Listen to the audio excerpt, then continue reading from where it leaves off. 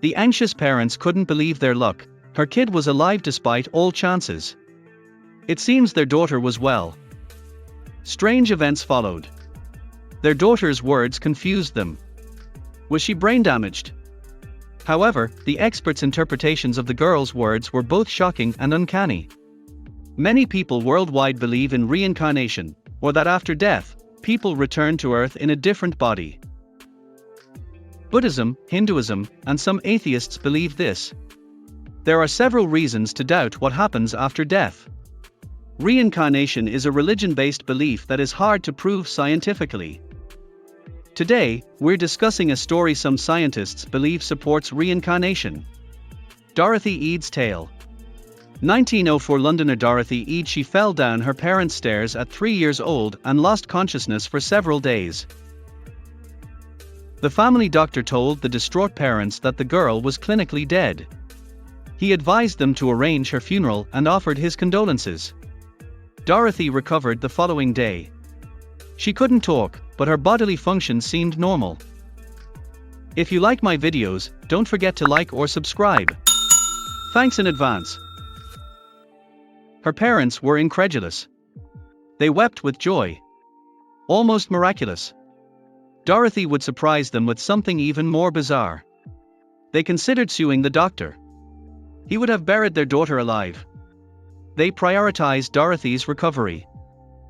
The girl started talking again as she felt better. Her parents noticed strange patterns that seemed unexplainable. Dorothy had a strange accent after regaining her senses.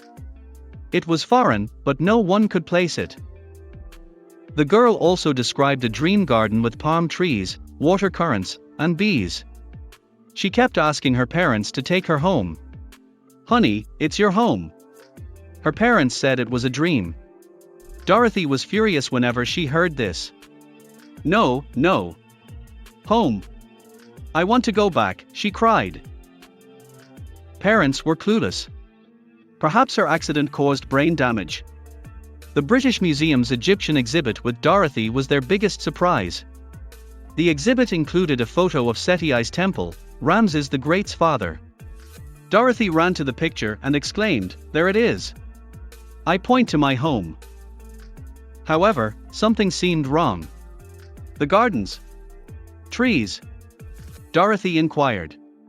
That started a confusing series of events. Dorothy kissed the statues of the emperors, calling them her people, and asking to be alone with them at the exhibit. Her parents initially thought those were just her wild imagination. More events made them reconsider and consider a bizarre possibility. Even though they were a bit worried about Dorothy's outlandish claims, her parents were happy that her child had such a passion for knowledge of ancient cultures. They took her to the exhibit more often. She also met an old scholar who taught her hieroglyphics.